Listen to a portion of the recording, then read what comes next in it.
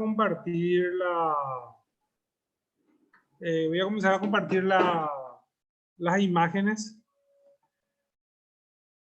Para el año 1869, la guerra había entrado en su fase más crítica y también más dolorosa. ¿Por qué? Porque la guerra llegó definitivamente a la población civil. El gran ejército paraguayo había desaparecido prácticamente en Itabaté a finales del año 1868 y para inicios del año 1869 el mariscal Francisco Solano López logró formar nuevamente un ejército acá en Ascurra, donde está mostrando la flechita.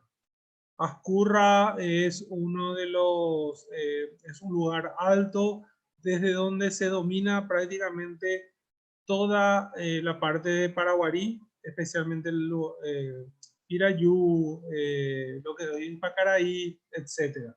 En pocas palabras, el mariscal López desde Ascurra podía observar al ejército aliado que estaba en esos momentos en Cerro León. Acá está Ascurra y acá está Cerro León.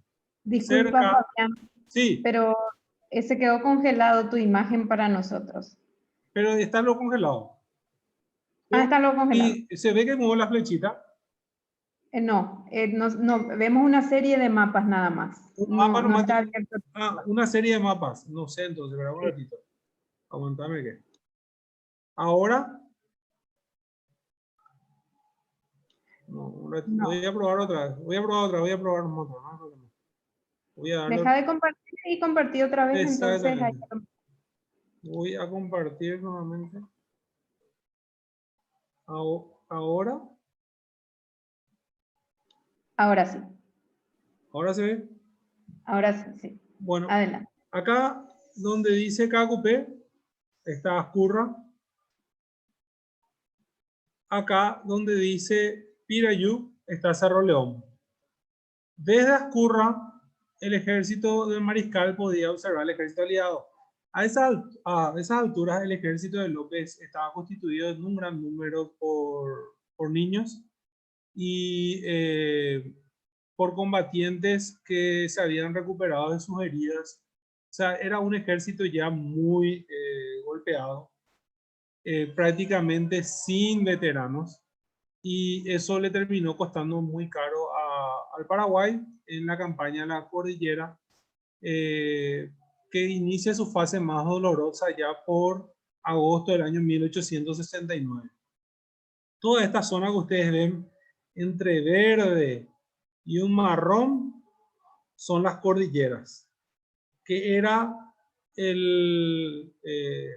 que paralizaba de alguna manera al ejército aliado, que no encontraba un lugar por donde poder rodear Ascurra y no chocar de frente contra las defensas paraguayas, que eran muy buenas, que no solamente eran muy buenas, sino que tenían la ventaja de la altura, lo que hacía que el ejército aliado, si quería tomar esa altura, tenía que combatir a pecho gentil por varios kilómetros inclusive. ¿Por dónde pudieron entrar? Gracias a la ayuda de algunos vaqueanos paraguayos, por Valenzuela. Acá está Valenzuela. Acá está Valenzuela, y por este camino, Zapucay y Valenzuela. Esto hoy en día es el camino del tren que va a Villarrica. Es un camino real, un camino indio muy antiguo. O sea, ya existía en la época. Por supuesto que no con esa dimensión que tiene hoy en día, pero ya existía. Por ese camino de Zapucay es que los aliados pudieron subir la sierra en la zona de Valenzuela. ¿Qué encontraron en Valenzuela? Un grupo de mujeres que trabajaban en la fábrica de azufre. Ahí fueron asesinadas todas las mujeres y ahí empezó el infierno de la campaña de las cordilleras para los paraguayos. Luego de Valenzuela vino Piridebuy. Lo de Valenzuela fue ya por el 9 de agosto del año 1869 y después los aliados rodean Piridebuy. Piridebuy, como la mayoría de los pueblos de la cordillera, había sido un pueblo capilla. ¿Qué es un pueblo capilla? Los españoles, los colonizadores españoles, fundaron muchos pueblos. Uno de los principios para la fundación de cualquier pueblo es que esté en una altura y que haya agua cerca. ¿Por qué la altura? Porque les permitía defenderse de las tribus hostiles. O sea, ellos al dominar una altura podían ver el movimiento de tribus desde lejos y eso les permitía defenderse. Sin embargo, hubo otras ciudades que nacieron en torno a capillas. ¿Qué quiere decir? Un terrateniente compraba grandes propiedades y los trabajadores de esas propiedades se juntaban para tener por lo menos una misa semanal en una capilla. Así nacieron pueblos como Cacupé y pueblos como Piribebuy. Entonces, Piribebuy no era un lugar elevado como otras ciudades que fundaron los colonizadores. Es más, era un lugar bajo, rodeado por alturas. ¿Qué quiere decir eso? Que era imposible defender de manera adecuada. Bueno, esta es la parte de Argel porque tengo que mostrarles un video a la par. Acá adentro.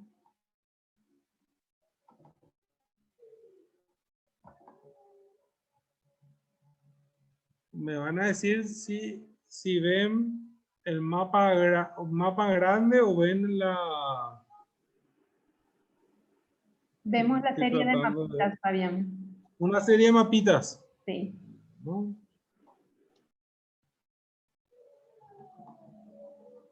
Y ahora, Ahora ya. un mapa grande. Exactamente. Esto era Piribebuy en aquella época. Estos gráficos son de Carlos von Horoch, quien amablemente me los facilitó. Fíjense, vamos a usar como referencia la iglesia. Esta es la iglesia. La iglesia, el mismo emplazamiento donde está hoy en día la iglesia, corresponde a la iglesia de Piribebuy. Esta es la zona que da con el arroyo. Es una zona baja. Para el que conoce Piribebuy, acá ustedes cuando bajan una pendiente donde van a encontrar un brazo del arroyo, un brazo de un afluente de uno de los arroyos de la zona. El templo es el 1, la plaza del templo donde terminó la batalla es el 2, el 3 era la comandancia. Así estaban todas las instalaciones más importantes de Van Lynch, del embajador norteamericano, etc. Acá estaba el cementerio, que hoy en día es una plaza, ya no es el cementerio, se mudó ahí. Y todo eso que ustedes ven en rojo alrededor son las trincheras paraguayas. Y un punto importante, el número 10 marca como los posibles sitios del hospital de sangre. Los aliados durante mucho tiempo quisieron justificar las atrocidades del hospital de sangre diciendo que estaba dentro del perímetro de la batalla. Sin embargo, estaba afuera, donde hoy en día está el monumento. Acá estaba el hospital, o sea, no estaba dentro de las trincheras, no era un objetivo militar. Bueno, vamos al problema, como les dije, todo esto alrededor eran alturas. Piribebuy estaba en una zona baja y estaba defendido escasamente, de manera deficiente, por aproximadamente 1.600 a 1.800 defensores, donde había mujeres, ancianos y niños, rodeados por 22.000 hombres, 22.000 hombres con los mejores armamentos, con la mejor tecnología de la época. Salimos ahora nuevamente, no se preocupen, son 5 mapas, después ya en el PowerPoint ya va a ser mucho más rápido, les prometo. Vamos a ver los 2 últimos mapas.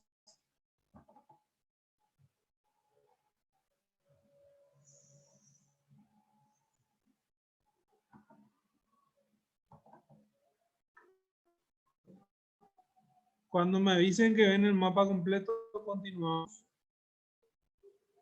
Sí, vemos el mapa, Fabián. Ya ven el mapa completo, excelente. Acá está Esto es una aproximación digital. Acá está la iglesia, la plaza de la iglesia, el cementerio. Acá está hoy en día el monumento en honor a a los que murieron en el hospital de sangre. No está dentro del perímetro de Piribebuy. Esto es Piribebuy, prácticamente hoy en día. Esto es para que tengan una idea de dónde estaba la trinchera paraguaya que rodeaba por completo la posición. Esto es el arroyo Piribebuy, justamente. Su afluente.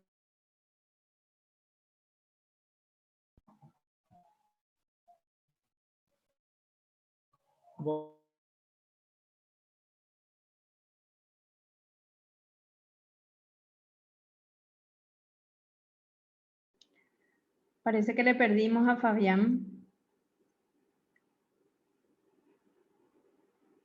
Fabián, ¿nos escuchas? Avísame, Rumi, cuando ven el mapa grande. No, no estamos viendo nada. De hecho que perdimos tu conexión. Ahora volvió. ¿Y el mapa? Ahora estamos viendo el segundo mapa. Bueno, el que no es el que le mostré recién, ¿verdad? No. Bueno, acá ven el mapa de por dónde entraron las tropas aliadas aquel día. Se formaron unidades. Esto que ustedes ven en celeste, o sea, un azul más oscuro, son tropas brasileras. Y este celeste son tropas argentinas. O sea, en el ataque a Piribebuy participaron tropas de dos países. ¿Dónde estaban los uruguayos? Estaban en esta zona aproximadamente, evitando que lleguen refuerzos desde Ascurra. O sea, la idea era evitar que lleguen refuerzos desde Ascurra. Esto que ustedes ven, unas pequeñas cruces. Detrás es la artillería aliada. ¿Qué pasó con la artillería aliada? Les muestro en este último gráfico. Hizo lo siguiente la artillería aliada.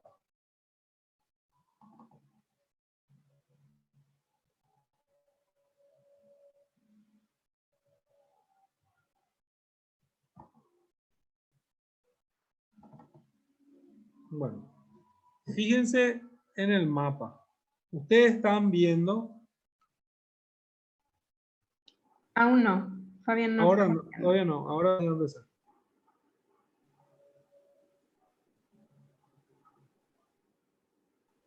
¿Todavía no? Aún no.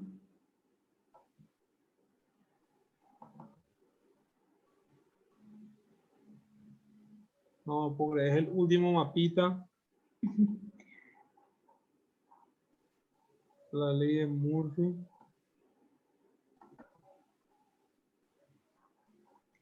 De repente si dejas de compartir y vuelves a compartir y ya va a Bueno, estar. Ya va a estar. ahora.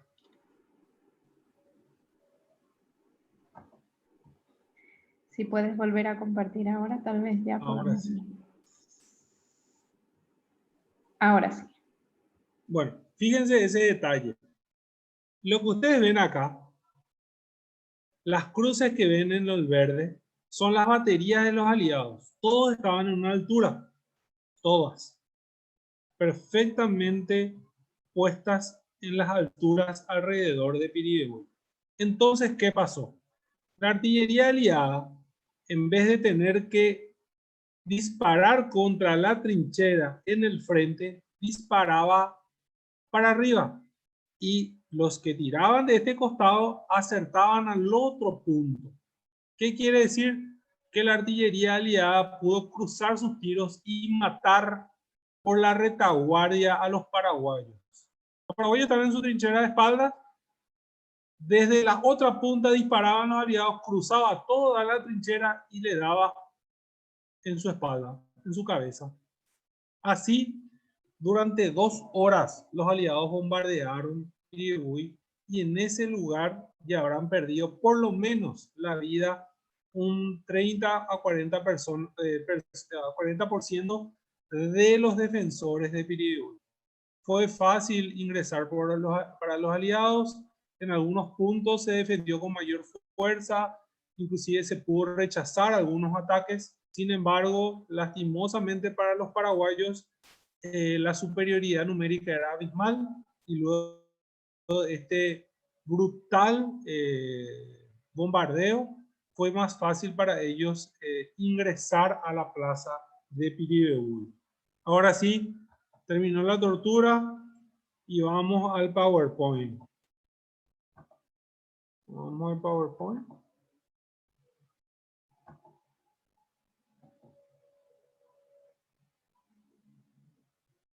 Avísame cuando se ve el PowerPoint, por favor. Perfecto, ya está. Ya está. Bueno, ¿qué pasó en Piribebuy? En Piribebuy empezó la locura aliada. Digo la locura porque ellos tenían un comando grande, tenían muchos generales, muchos coroneles. Y no es justificativo que los soldados imperiales, sobre todo imperiales, digo porque brasileños, hayan cometido las atrocidades que cometieron. En Piribebuy, en Valenzuela comenzó todo, pero en Piribebuy empeoró esa cuestión. Las mujeres que se habían defendido fueron puestas en línea frente a la iglesia de Piribebuy y pasaron todo tipo de vejámenes. Uno de los relatos nos hablan de que algunas de ellas fueron mutiladas, o sea, se les sacaba un seno y después se les lanceaba por la espalda. Piribebuy fue prácticamente incendiado. Las pocas casas de material que había fueron incendiadas. Y la atrocidad mayor ocurrió en el Hospital de Sangre, donde fueron asesinados los convalecientes que estaban en el área. Se cerró la instalación del hospital, que era una especie de un galpón grande, y fueron muertos ahí los heridos con el personal de la sanidad. Unos años después, cuando se refaccionó la iglesia de Piribebuy, ya hace unos 60, 70 años atrás, cuando estaban viendo los cimientos encontraron esto, que hoy en día es parte del museo de Piribebuy, el cabello de aquellas mujeres que fueron asesinadas luego del combate. Murieron de manera innecesaria. Hubo un grupo de sobrevivientes que muchas veces fueron salvados por oficiales que se negaron a esa matanza, entre ellos un oficial de artillería de apellido Malet, que servía en el ejército imperial, que trató de detener la locura de lo que estaba pasando en Piribebuy. Bueno, terminamos Piribebuy y nos vamos a Costañú. Acostañú no fue una batalla planificada. En ella participaron, para que se entienda mejor, el ejército paraguayo que estaba en Ascurra no participó en la batalla de Piribebuy. Una vez que cayó Piribebuy, López dividió en dos su ejército, el primer cuerpo y el segundo cuerpo, para hacer una marcha hasta Caraguatay, en donde hoy es Vaporcué. La idea era llegar hasta esa zona, y el primer cuerpo donde iba López estaban la mayoría de los veteranos, o sea, el ejército combatiente. Cuando pasó por la localidad de Cauyurú, que hoy es Isla Pucú, instaló una unidad grande que tenía que proteger su retirada. Otra columna, que era comandada por Bernardino Caballero, estaba en su mayoría, compuesta de niños, ancianos y mujeres, y un cuerpo de combatientes muy pequeños.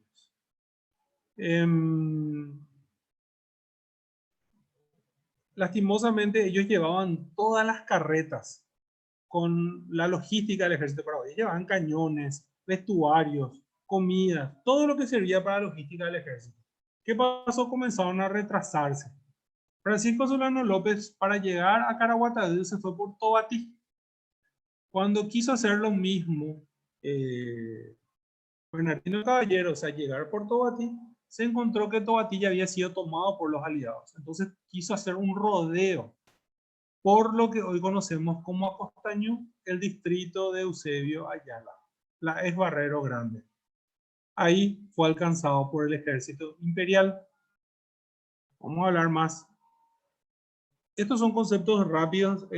Esto es una parte de una exposición que yo ya había hecho en Colombia. Esto voy a decir rápidamente. El concepto de niñez es totalmente diferente al concepto que hoy manejamos de niñez. En 1869, un niño era todo aquel que podía realizar un trabajo que realizaba un hombre adulto. Esta foto no es de Piribebuy, ojo, esta es una foto de Colombia, fines del siglo pasado, del siglo XIX, que siempre se usa erróneamente. Pongo para que ustedes tengan una idea de cómo se veía un niño con un fusil de aquella época. Los niños sufrieron todo tipo de vejámenes en los ejércitos, no solamente en Paraguay, sino también en el lado brasilero, donde eran reclutados desde los 9 años para servir en la Marina. Yo encontré en el archivo de Mato Grosso muchos expedientes abiertos a soldados brasileños por violaciones a esos niños. O sea, pasaban todo tipo de vejámenes las criaturas. El ejército brasilero fue el primero que usó niños en la guerra de la Triple Alianza, cuando en 1867 sufrió parte de la epidemia, grandes epidemias de enfermedades que hubo en los dos campamentos. Paraguay también perdió muchos hombres. Entonces ellos completaron sus cuadros con niños que llegaron a combatir en ese 1867. ¿Por qué no usaron más después? Porque Brasil, por la cantidad de población que tenía, era fácil poder recuperar sus hombres. Paraguay ya no. Paraguay perdía sus hombres, eran definitivos, y fue ahí donde los niños cada vez tuvieron más presencia en los campos de batalla, lastimosamente. Esta es una lista de enrolamiento de niños paraguayos, justamente. Ramón Martínez, Nolasco Aponte, Ramón Zorrilla, Crisóstomo Camacho. Fíjense la edad, 12. Acá hay uno de 13. Eugenio Espínola, 13, 14 años. Florencio, este que es mayor, tenía un impedimento en el brazo, alguna malformación probablemente, pero el promedio de edad entre 12 y 13 años. Estas listas se encuentran ya desde el año 1867. Porque Paraguay había perdido gran cantidad de sus mejores hombres en el año 1866, entre las batallas grandes, especialmente la de Tuyutí, donde murieron más de 7.000 paraguayos y quedaron heridos otros 8.000, o sea, perdió una gran cantidad de sus hombres. A partir de ese momento se autorizó la leva, o sea, el reclutamiento de menores para nuestros conceptos, ojo, ellos también tenían algunos conceptos, trataban de mantener niños mayores de 14, pero ya no encontrar niños mayores de 14, comenzó a bajar la edad de reclutamiento y encontramos niños de 12 años de edad. Cuando hablamos de reclutamiento, hablamos de niños que fueron, de alguna manera, tenían alguna instrucción en armas. Pero las armas que tenía Paraguay para esas alturas también ya eran, de alguna manera, obsoletas. De eso vamos a hablar después. Estos son todos temas que tienen que ver con secuestros que habían sido, que fueron víctimas los niños durante la guerra. Esta es la foto de 2 niños muertos. Acá atrás está el soporte. Una piola que los mata. Ellos fueron encontrados en el camino de Pirayú.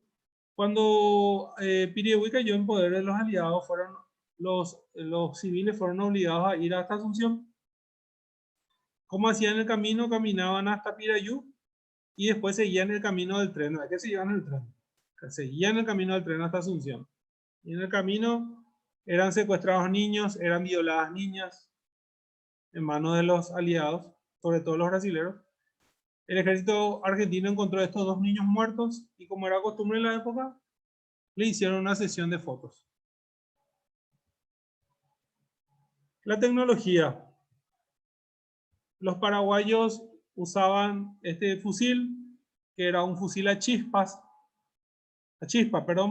con estos proyectiles. El proyectil esférico, esto es el saquillo. ¿Qué había en el saquillo? La pólvora. Uno mordía acá, cargaba la pólvora por la boca, con la bala metía la baqueta, sacaban la baqueta, después les voy a mostrar todo el proceso que hacían, y disparaban. Estas balas tenían menos efectividad y ya les voy a explicar por qué. Los aliados usaban este tipo de proyectiles, parecido a la forma cónica que tienen los proyectiles hoy en día, lo mismo el saquillo. Se rompía, se cargaba la pólvora y se metía la bala. 12 pasos generalmente tenía que seguir. Imagínense un niño de 12 años tratando de manipular un fusil de estos, mucho más grande que ellos, mucho más largos que ellos, y hacer estos pasos. Acá se preparaba, acá estaba la bolsa donde estaba el saquillo con el proyectil. Hacía agachar un poquito el tubo del arma, se rompía el saquillo con la boca, se cargaba el saquillo, ahí ven abajo cómo se carga el saquillo, metían la bala y después sacaban la baqueta. Acá ustedes ven debajo, al lado del fusil, algo de hierro, esa es la baqueta. Sacaban la baqueta y metían la baqueta hasta al fin del tubo para comprimir la bala con la pólvora.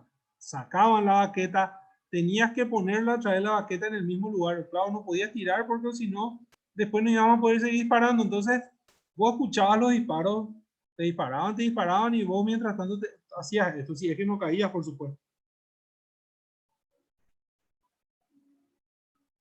La baqueta hasta el fondo, la baqueta en el lugar nuevamente y ahí recién se preparaba. El paraguayo además tenía que hacer un último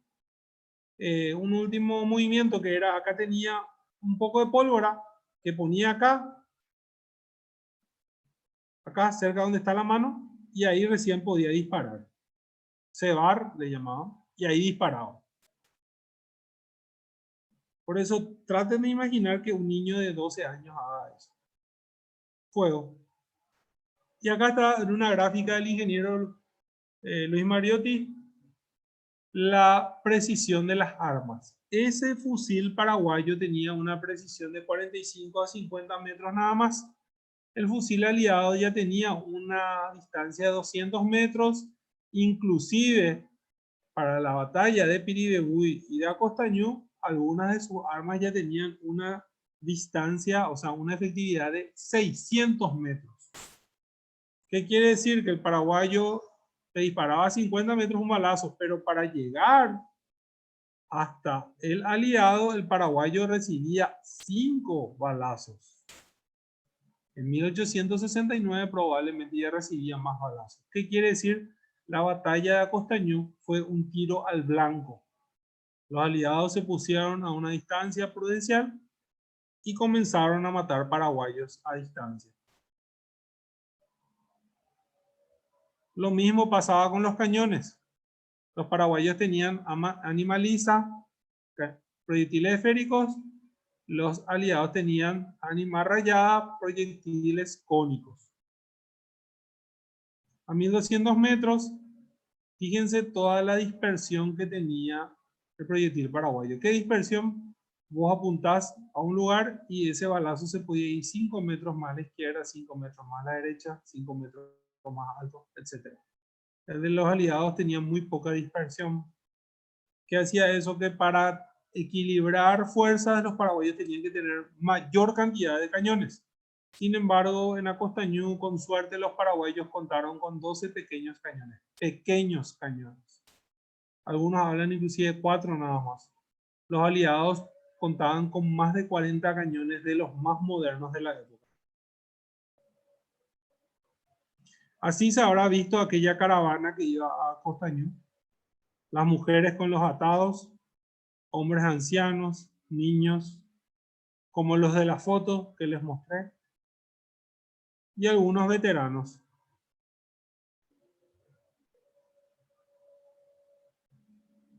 Cuando Bernardino Caballero se enteró de que los aliados los iban a alcanzar, ordenó que todos coman su última comida, que fue así, como le ponen en un puño, en su puño, carguen manicuí, coco rallado y creo que era maíz Eran tres cosas, era Manicú y Coco Rallado y el otro elemento no me estoy acordando ahora.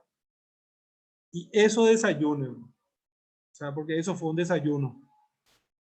Fue lo último que comieron antes de combatir todos. El cuerpo humano, todos pasaron algún momento, por un momento de tensión. En algún momento de sus vidas habrán pasado por algún momento de tensión, alguna pelea, algún accidente. Fíjense cómo el cuerpo se acelera, comienza a sudar, comienza a sudar, comienza a sudar. El cuerpo va quemando energías. Imagínense niños peleando contra adultos, disparándote a cientos de metros, disparándote con cañones, fusilería, ver una caballería gigantesca. El cuerpo automáticamente habrá comenzado a generar esa tensión y eso poco que consumieron se fue en el cuerpo en menos de una hora. Una hora ya es mucho. Este combate duró horas. Algunos hablan de 6, otros 8 horas. Traten de combatir, o sea, piensen cómo se puede combatir en esas circunstancias. Cuando el enemigo tenía la posibilidad de reservas, estaba bien alimentado, había cenado de manera suculenta una noche antes, había desayunado bien. Acá otra vez el mapa que les mostré hace rato para ir por Valenzuela. Esto era Ascurra. Fíjense, acá está que no pudieron pasar por Tobatí. Acá está Tobatí, que los aliados tomaron luego de que López haya pasado por ahí. Entonces, por eso que se trató de ir por Acostañú. Y ahí es donde cayó el ejército de caballeros. ¿Dónde querían llegar? A Caraguatal. Esto que ustedes ven así de manera, parece escalonada, es Cauguyuru, Isla Pucú hoy en día. Esto es un mapa satelital. Después les voy a mostrar un mapa bueno, donde ya se ven los tres, son 4 arroyos que cruzan el campo de Acostaño. Acá ya se ven 3. Este lugar que ustedes ven acá verde, que yo les estoy mostrando, vamos a ver un poco si se ve, ahí también, sí. Acá, donde estoy mostrando con mi flecha, es el cerro, ¿cómo se llama? Itaquetí. El cerro Itaquetí es el lugar desde donde Bernardino Caballero dirigió la última parte de la batalla. El cerro Itaquetí domina 3 arroyos, o sea, desde acá se ven 3 arroyos. Este es el arroyo Piribebuy. Este es el Yiquiré, un afluente del Piribebuy. Este sigue siendo el Piribebuy. Yiquiré y cruza otro arroyo acá, el Pirití. ¿Por qué es que se ven bien los arroyos hoy en día? Porque le rodea una galería de árboles. Esto es mapa de hoy en día. Nuevamente, el Piribebuy, el Yiquiré y el Pirití. Acá es donde mueren los niños. Después les voy a mostrar. Hoy en día hay una ruta que pasa por acá. Aproximadamente a ese mismo nivel estaban los puentes sobre los arroyos. ¿Qué es lo que trató de hacer Bernardino Caballero? Lo mismo que hizo en el trono, trató de usar los arroyos a su favor para poder defender, o sea, evitar la progresión del ejército aliado. ¿Por qué los puentes son buenos para ese tipo de defensas? Porque el concepto de las termópilas. En el puente entra cierta cantidad de hombres más, por más que en el otro lado haya 1.000.000 de hombres y en este lado haya 100, y en el puente entran 200 hombres, en el puente pelean 200 hombres nada más, por más que vengan detrás de los otros cientos y miles. Lastimosamente para Bernardino Caballero, estos arroyos, acá ya les voy a mostrar, acá se ve bien la imagen, los arroyos que les dije y el cerro, y ahí está en el dibujo. Este es el cerro que les mostré. Este es un primer arroyo, el segundo arroyo, y acá está el primer arroyo que defendieron, que es el arroyo Itu, que también es afluente del arroyo Piribebuy, por donde que pasa este arroyo cruza la localidad de Cacupé hoy en día. Acá está mejor todo. El arroyo Piribebuy, el arroyo Itu, el arroyo Yiquiré, perdón, Yiquiré, este es el arroyo Pirihuí, perdón, y este es el Piriti. Fíjense, esto marrón que está acá, que se ve, son los puentes que quería defender Caballero. ¿Cuál es el problema con estos dos primeros arroyos? Que era fácil vadear. ¿Qué es lo que es vadear? Venías por el bosque y entrabas en el agua y el agua no era profunda. Entonces, podía fácilmente rodear a los defensores. Ese problema hubo acá y hubo acá. Acá es donde era la zona más boscosa en la época y el agua corría un poco más fuerte. Era el más difícil de vadear. Lastimosamente, en esta última posición ya llegaron solamente niños y ya fue difícil defender. ¿Cuál es lo que era la idea de Caballero? La idea de Caballero era que la gente pueda huir acá atrás. Acá hay un bosque que te lleva a Caraguatay. La idea era ganar este bosque y huir por este bosque hasta Caraguatay y encontrarse con el resto del ejército paraguayo. Hasta hoy en día los números no coinciden en el tema de Acostañú. Muchos hablan de 3.500, inclusive a 5.500 personas las que iban en esa columna. Acá se le da a los paraguayos. Ahí es el único lugar donde combatieron veteranos contra veteranos. Una unidad paraguaya de dos regimientos veteranos combatió contra los brasileros en el lugar. Eran poco más de, algunos hablan de 550, otros 800, contra todo el ejército imperial prácticamente, que en aquellas alturas tenía como 19.000 hombres. Ocurrió lo que les dije, fueron rodeados.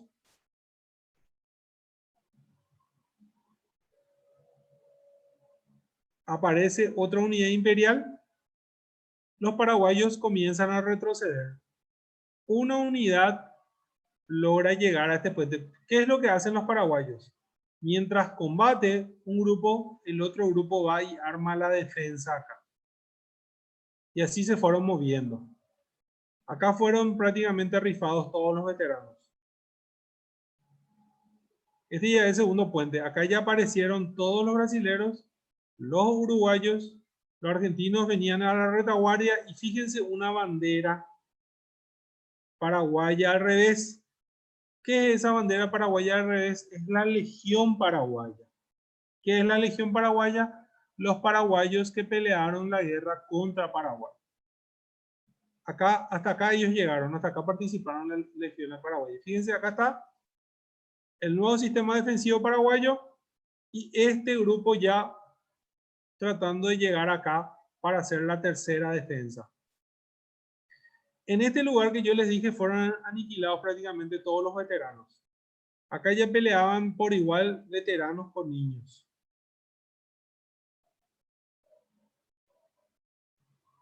El segundo grupo de defensa, estos probablemente con algún cañón trataban de defenderse, pero es imposible.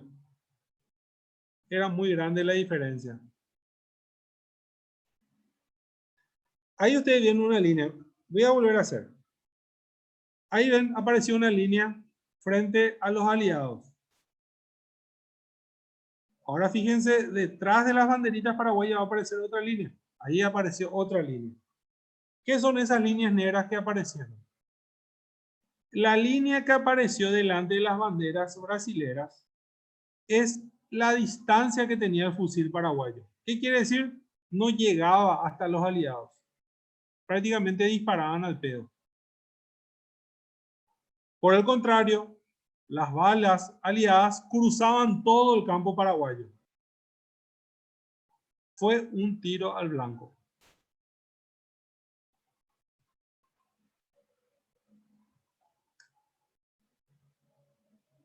Para colmo, apareció la poderosa caballería brasilera. Paraguay tenía una caballería ya escasa, con caballos ya también con algunos problemas de nutrición, los mismos que los propios jinetes.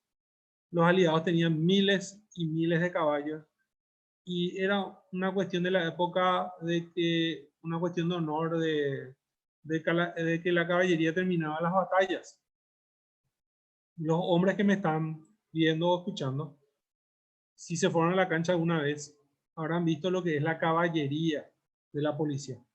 Imagínense un caballo de ese tamaño que le esté persiguiendo con, hoy en día, una cachiporra. Van a correr, por su vida van a correr porque es impresionante el poder del animal sobre todo. Imagínense eso mismo, pero estos chicos que le den a un caballo con un jinete entrenado con un sable en la mano. Entonces eso habrá sido una carnicería. Llegó la caballería brasilera para rodear a los últimos paraguayos que defendieron este segundo puente sobre el arroyo Yiquiré. El arroyo Piribebuy, entre el arroyo Piribebuy y el arroyo Piriti, ya fue defendido por niños nada más. Para colmo, nuevamente aparece toda la caballería imperial. Acá ustedes ven que termina rodeando a los últimos paraguayos. Entre 1000 a 1500 paraguayos escaparon. El resto, los oficiales fueron tomados como prisioneros.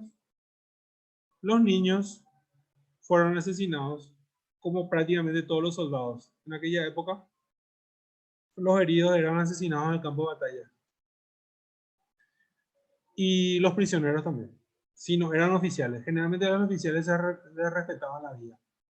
Por eso es que sobrevivió Oviedo, Florentino Oviedo, a quien hoy la ciudad de Coronel Oviedo debe su nombre. Él es sobreviviente de esta batalla.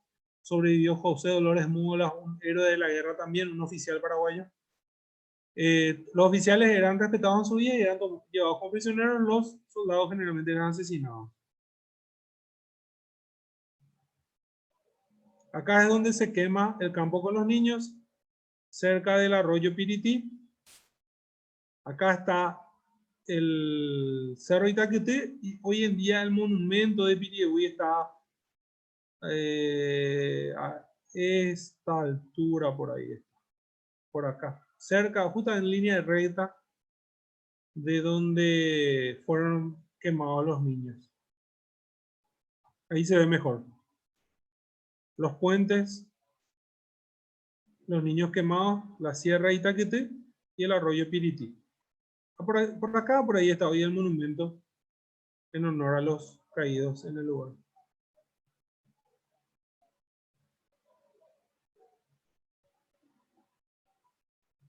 La campaña de la cordillera terminó de la manera más sangrienta posible. Los aliados combatieron en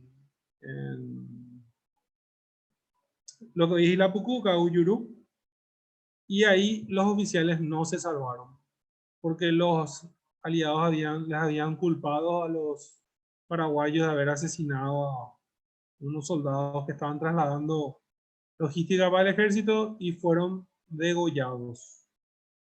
Esta es la imagen de un oficial paraguayo de apellido Cárdenas. Su hijo le está implorando la vida de su padre al oficial brasilero. Igual lo terminaron matando. Hoy en día, esta imagen es un cuadro, un mural que está en Isla Pucú, recordando justamente a esos oficiales que fueron degollados en ese lugar. Bueno, de mi parte es todo. Si tienen preguntas, estamos a las órdenes.